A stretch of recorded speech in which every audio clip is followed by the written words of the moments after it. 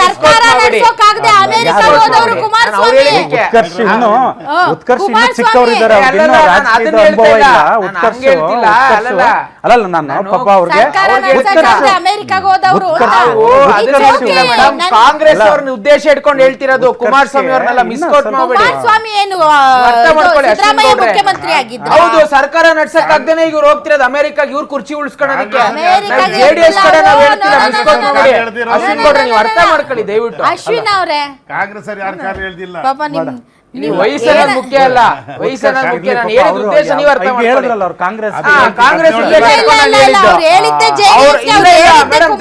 ದಯವಿಟ್ಟು please don't ಮಿಸ್ಕೋಟ್. ನಾನು ಹೇಳಿದ್ದೇನು, ಇವರು ಸರ್ಕಾರ ನಡ್ಸಕ್ ಯೋಗ್ಯತೆ ಇಲ್ಲದೆ ನೀವ್ ಹೇಳಿದ ಪ್ರಶ್ನೆ ನಾನು ಹೇಳ್ತೀನಿ.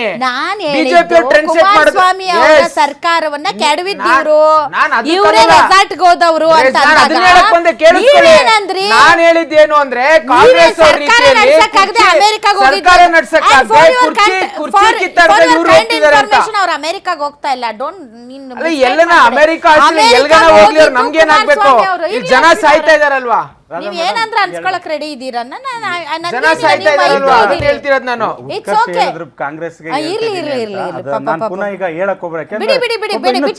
ಅವ್ರಿಗೆ ರಾಜಕೀಯ ಅನುಭವ ಆದಾಗ ನಿಜವಾಗ್ಲೂ ಅವ್ರಿಗೆ ಗೊತ್ತಾಗಿದೆ ಕಾಂಗ್ರೆಸ್ ಅಂತ ಹೇಳಿದಾರೆ. ಇಲ್ಲಿ 2.5 ವರ್ಷದಿಂದ ನೀವೊಂದು ಮಾತು ಹೇಳಿದ್ರಿ, ನನ್ನ ಕರ್ಮಭೂಮಿ ಮತ್ತು ನನ್ನ ಜನ್ಮಭೂಮಿ ಪಕ್ಷ ಅಧಿಕಾರಕ್ಕೆ ಬಂದಾಯಿತು, ಒಂದು ಮೇಕೆದಾಟು ಯೋಜನೆ ಬರುತ್ತೆ, ಮಹದಾಯಿ. ನನ್ನ ಜನರ ಪರವಾಗಿ ಇವೆಲ್ಲ ಆಗ್ಬೇಕಂತ ಹೇಳಿದ್ರಿ. ನಿಜವಾಗ್ಲೂ ಎಲ್ಲ ಜನರು ಅದನ್ನೇ ಆಶಿಸ್ತಾ ಇದ್ರು, ಬರುತ್ತೆ, ನಾವು ಒಂದು ಯೋಜನೆಗಳಾಗುತ್ತೆ ಅಂತ.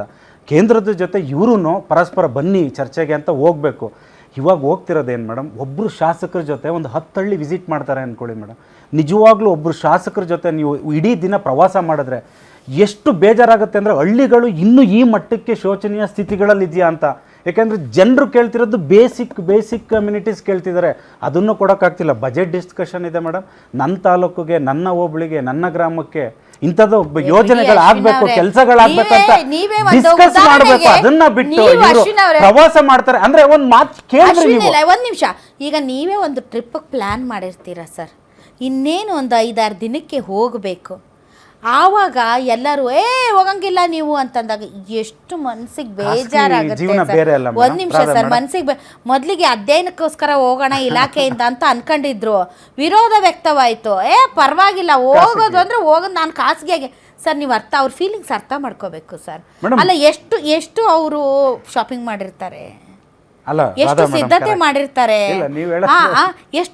ಎಷ್ಟು ಅವರು ಕನಸು ಕಟ್ಕೊಂಡಿರ್ತಾರೆ.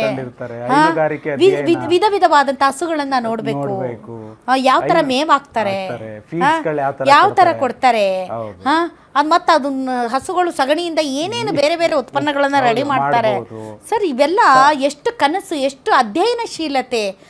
ಅದನ್ನೆಲ್ಲ ನೀವು ಬ್ರೇಕ್ ಹಾಕೋದಕ್ಕೆ ಪ್ರಯತ್ನ ಪಟ್ಟರೆ ಪರವಾಗಿಲ್ಲ, ಇಲಾಖೆಯಿಂದ ಆದರೆ ಓಕೆ, ಇಲ್ದಿದ್ರೆ ನಾವು ಸ್ವಂತ ದುಡ್ಡಲ್ಲಿ ಹೋಗ್ತೀವಿ ಅಂತ.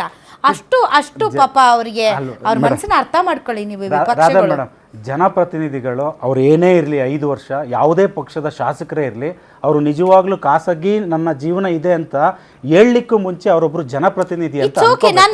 I differ with you. ಯಾಕೆಂದ್ರೆ ಅವ್ರಿಗೂ 5 ವರ್ಷಗಳ ಕಾಲ ನೀವೆಲ್ಲೂ ಹೋಗಂಗಿಲ್ಲ, ನೀವೇನೂ ಮಾಡಂಗಿಲ್ಲ. That's not fair. ಅವ್ರಿಗೂ ಒಂದು ಖಾಸಗಿ ಬದುಕಿದೆ. ಆದ್ರೆ ಒಟ್ಟೊಟ್ಟಿಗೆ 20 ಜನ ಹೋಗೋದು, ಅಲ್ಲೇನು ಪೊಲಿಟಿಕ್ಸೇ ಇಲ್ಲ ಅಂತ ಅನ್ನೋದು, ಅದು ಯಾಕೋ ಸರಿ ಕಾಣ್ತಾ ಇಲ್ಲ.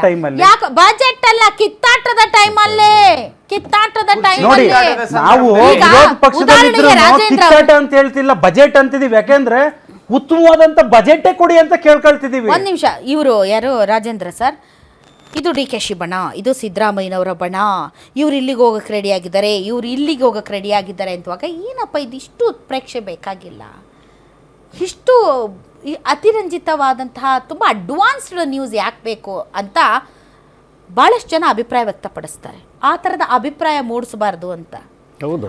ಆದರೆ ಇವ್ರು ಯಾವ ಅಭಿಪ್ರಾಯ ಮೂಡಿಸ್ತಾ ಇದ್ದಾರೆ? ಹಾಗಾದ್ರೆ ಅಭಿಪ್ರಾಯನೇ ಇವ್ರು ಹೋಗ್ಬಾರ್ದು ಅಂತಲ್ಲ, ಇವ್ರು ಹೋಗ್ಲಿ, ಇವ್ರು ಖಾಸಗಿ ಬದುಕಿದೆ, ಇವ್ರು ಹೋಗ್ಬೇಕು, ಇವರು ಕೂಡ ಮನುಷ್ಯರೇ.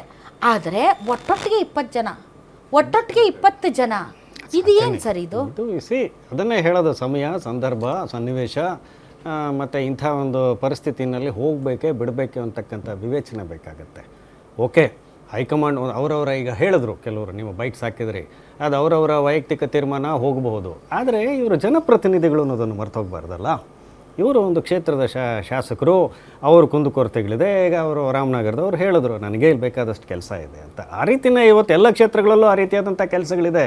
ಇವರು ಹೋಗಲೇಬಾರ್ದು ಅಂತಕ್ಕಂಥದ್ದಲ್ಲ, ಹೋಗಬಹುದು. ಅದಕ್ಕೆ ಒಂದು ಸಮಯ, ಸನ್ನಿವೇಶ, ಸಂದರ್ಭ, ಎಂಥ ಪರಿಸ್ಥಿತಿಯಲ್ಲಿದ್ದೀವಿ. ಆಗಲೇ ಹೇಳಿದ್ರು, ಬಾಯಾರಿಕೆ ಆದರೆ ಬಾವಿ ತೋಡೋದಲ್ಲ. ಮಾರ್ಚ್ ಏಪ್ರಿಲಲ್ಲಿ ನೀವು ಸಮಸ್ಯೆ ಉದ್ಭವ ಆದಾಗ ಬಾವಿ ತೋಡೋದಲ್ಲ. ಅಲ್ಲ ರಾಜೇಂದ್ರ ಸರ್, ಸಮಸ್ಯೆ ಬರಕ್ಕೆ ಮುಂಚೆ ಬಜೆಟ್ ಮಾರ್ಚ್ಗೆ, ಅದಾದ್ಮೇಲೆ ಬೇಸಿಗೆಗಾಲ ಶುರುವಾಗುತ್ತೆ. ಬೇಸಿಗೆಗಾಲ ಶುರುವಾಗಿದೆ. ಕುಡಿಯೋ ನೀರು ಸೇರಿದಂತೆ ಬಹಳಷ್ಟು ವಿಚಾರಗಳಲ್ಲಿ ಆಕ್ಟಿವ್ ಆಗ್ಬೇಕಾಗುತ್ತೆ. ಅದು ಮುಗೀತು, ತಡ್ರಿ. ಅದಾದ್ಮೇಲೆ ಮಳೆಗಾಲ ಸ್ಟಾರ್ಟ್ ಆಗುತ್ತೆ. ಅಯ್ಯೋ ಮಳೆಗಾಲ ಪ್ರಿಪರೇಷನ್ ಹೋಗಂಗಿಲ್ಲ ಅಂತೀರಿ. ಅದಾದ ಮೇಲೆ ಮತ್ತೆ ಚಳಿಗಾಲ ಶುರುವಾಗುತ್ತೆ. ಆಮೇಲೆ ನಾನಾ ರೋಗಗಳು ಶುರುವಾಗ್ತವೆ. ಚಳಿಗಾಲದಲ್ಲಿ ರೋಗಗಳು ಜಾಸ್ತಿ. ಅಯ್ಯೋ ಇಂಥ ಟೈಮ್ ಮತ್ತೆ ಇಡೀ ವರ್ಷದ 12 ತಿಂಗಳಲ್ಲಿ ಯಾವತ್ತೂ ಹೋಗಂಗಿಲ್ಲ ಅಂದ್ರೆ ಪಾಪ ಏನು ಮಾಡಬೇಕು ಸರ್? ಮತ್ತೆ ನೀವು ರಾಜಕಾರಣದಲ್ಲಿ ಜನಸೇವಕರಾಗಿ ನೀವು ಯಾಕಿರಬೇಕು? ನೀವು ಹೆಸರಿಗೇನು, ನೀವು ಜನಸೇವಕರು ಅನ್ನೋದು 24/7 ಮಾಡಲೇಬೇಕು. ನಿಮಗೆ ಒಂದು ವೇಳೆ ಬೇರೆ ರೀತಿಯಾದಂತಹ ಒಂದು ಪ್ಲಾನ್ ಮಾಡ್ಕೊಂಡ್ರೆ ದಟ್ ಈಸ್ ದ ರೀಡಿಂಗ್. ಜನಸೇವಕರು ಅಂತ ಹೇಳಿದ್ರೆ ಒಟ್ಟೊಟ್ಟಾಗಿ ಸಾರಾಸಗಟಾಗಿ ಹೋಗ್ತಕ್ಕಂಥದ್ದಲ್ಲ. ಇದು ಅವರ ಕ್ಷೇತ್ರ ಮತ್ತು ಕ್ಷೇತ್ರದ ಹಿತದೃಷ್ಟಿಯಿಂದ ಅನ್ನೋದನ್ನ ಬದಿಗಿಟ್ಟು ಅಲ್ಲ, ಒಟ್ಟೊಟ್ಟಿಗೆ 20 ಜನ ಹೋಗ್ತಾ ಇದಾರಲ್ಲ. ಏನೋ ಹಿಡನ್ ಅಜೆಂಡಾ ಇದೆಯೇನೋ ಯಾರಿಗ್ ಗೊತ್ತು? ಈ ಹಿಡನ್ ಅಜೆಂಡಾ ಇಲ್ಲಿ ಡಿಸ್ಕಸ್ ಮಾಡದೇ ಇರ್ತಕ್ಕಂಥದ್ದು ಅಲ್ಲಿ ಡಿಸ್ಕಸ್ ಮಾಡಬಹುದಲ್ಲ. ಈಗ ನಿಮ್ಮ ಕಾಟ ತಪ್ಪುತ್ತಲ್ಲ, ಕ್ಯಾಮರಾಗಳಿರೋದಿಲ್ಲ, ಬೇರೆ ಇರೋದಿಲ್ಲ. ಹೀಗಾಗಿ ನೀವು ನೋಡಿದ್ದೀರಾ ಗುಜರಾತಿನವರು ಕರ್ನಾಟಕಕ್ಕೆ ಯಾಕೆ ಬರಬೇಕು, ತೆಲಂಗಾಣವರು ಬೆಂಗಳೂರಿಗೆ ಯಾಕೆ ಬರಬೇಕು, ಮಹಾರಾಷ್ಟ್ರದವರು ಅಲ್ಲೆಲ್ಲೋ ಆಂಧ್ರಕ್ಕೆ ಯಾಕೆ ಹೋಗ್ಬೇಕು? ಏನಿದರ ಹಕೀಕತ್ತು, ಏನಿದರ ರಹಸ್ಯ ಅಂತ ಈಗ ನಡೀತಾ ಇರೋದು ಅದೇ. ಏನೋ ಒಂದು ತಲೆಯಲ್ಲಿ ಇನ್ನೊಂದು ಟೀಮು ಗೋವಾ ಗೀವಾ ಹಾರಿದ್ರು ಗೊತ್ತಿಲ್ಲ. ಈ ರೆಸಾರ್ಟ್ ರಾಜಕಾರಣ ಇದು ಇವತ್ತಿಂದಲ್ಲ, ಇದು ಅಂತ್ಯ ಅಲ್ಲ, ಆಗೋಗ್ಬಿಟ್ಟಿದೆ. ಈ ರೀತಿಯಾದಂಥ ರೆಸಾರ್ಟ್ ರಾಜಕಾರಣ ಶುರುವಾದಾಗಲೆಲ್ಲ ರಾಜಕೀಯ ತಳಮಳಗಳಾಗಿ ಅಲ್ಲೋಲ ಕಲ್ಲೋಲವಾಗಿ ಅವರ 139 ಇದೆಯಲ್ಲ, ಇವ್ರಿಗೆ ಅವಶ್ಯಕತೆ ಇಲ್ವಲ್ಲ ರೆಸಾರ್ಟ್ ರಾಜಕಾರಣ? ಬೇಕಿಲ್ಲ. ರಾಜಕೀಯದಲ್ಲಿ 139 ಆಗಿದೆ ಅಂತಕ್ಕಂಥದ್ದು ನಾವು ತಿಳ್ಕೋಬೇಕು. The majority has turn down as minority. Not only in Karnataka, even in other States. Either it may be Haryana, either it may be Gujarat. ಈಗಿನ ಗುಜರಾತ್ ಅಲ್ಲ, ಹಳೆವ್ ನೋಡಿದಾಗ majority will turn as minority. Congress ಸಂಸ್ಕೃತಿ ಗೊತ್ತಾಗ್ತಿದೆ.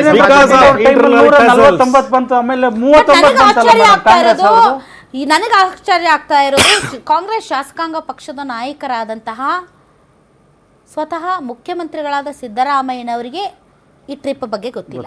ಅಧ್ಯಕ್ಷರು ಗೊತ್ತಿಲ್ಲ, ಪಕ್ಷದ ಅಧ್ಯಕ್ಷರು DCM ಅವ್ರಿಗೆ ಈ ಟ್ರಿಪ್ ಬಗ್ಗೆ ಗೊತ್ತಿಲ್ಲ.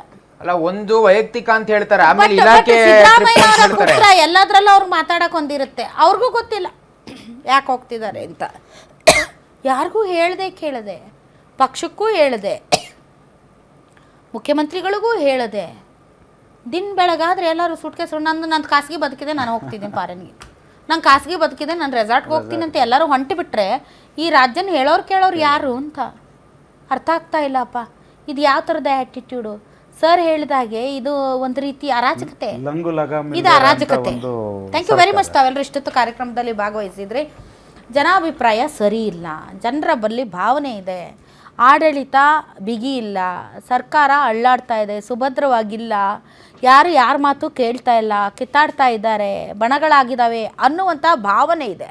ಆ ಭಾವನೆಗೆ ಇನ್ನೊಂದಿಷ್ಟು ತುಪ್ಪ ಸುರಿಯೋ ರೀತಿಯಲ್ಲಿ ಒಟ್ಟೊಟ್ಟಿಗೆ 20 ಜನ ಫಾರಿನ್ ಟ್ರಿಪ್ಗೆ ಹೋಗ್ತಾ ಇದ್ದೀರಲ್ಲ ನೀವು, ಇದು ಯಾವ ರೀತಿಯಾದಂತಹ ಮೆಸೇಜ್ ಜನರಿಗೆ ಪಾಸ್ ಆಗ್ತಾ ಇದೆ? ನಂಬರ್ 1. ನಂಬರ್ 2, ದಯವಿಟ್ಟು ಈ ಸರ್ ಹೇಳಿದಾಗೆ ನಾಯಿಗೂ ತನ್ನದೇ ಆದ ಒಂದು ಡಿಗ್ನಿಟಿ ಇದೆ, ಅದಕ್ಕೆ ಬಾಯಿಲ್ಲ ಮಾತಾಡೋಕ್ಕೆ ಬರ್ತಾ ಇಲ್ಲ ಅಷ್ಟೇ. ಸೊ ಈ ಪೊಲಿಟಿಷಿಯನ್ಸು ಕೂಡ ಒಬ್ಬ ಮನುಷ್ಯರನ್ನ ಮನುಷ್ಯರಾಗೆ ನೋಡಿ, ನಾಯಿಗಳಾಗಿ ನೋಡಬೇಡಿ. ಅದು ನನ್ನ ಸವಿನಯ ಪ್ರಾರ್ಥನೆ.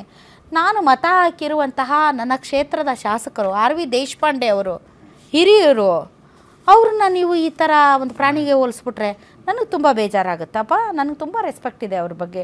ದಯವಿಟ್ಟು ಇಂಥ ಮಾತುಗಳನ್ನ ಮಾತಾಡದೆ ಒಂದು ಗಂಭೀರತೆ ಇರಲಿ ನಿಮ್ಮ ಮಾತುಗಳಲ್ಲಿ. ರಾಜಕಾರಣಿಗಳು, ಅದರಲ್ಲೂ ಕೂಡ ಕರ್ನಾಟಕದ ರಾಜಕಾರಣಿಗಳಿಗೆ ಒಂದು ವಿಶೇಷವಾದಂಥ ಗೌರವ ಸ್ಥಾನಮಾನ ಇದೆ ಭಾರತದಲ್ಲಿ. ಆ ಒಂದು ಹಿರಿಮೆ ಗರಿಮೆಯನ್ನು ಎತ್ತಿ ಹಿಡೀರಿ, ಅದನ್ನು ಮಣ್ಪಾಲು ಮಾಡಬೇಡ್ರಿ.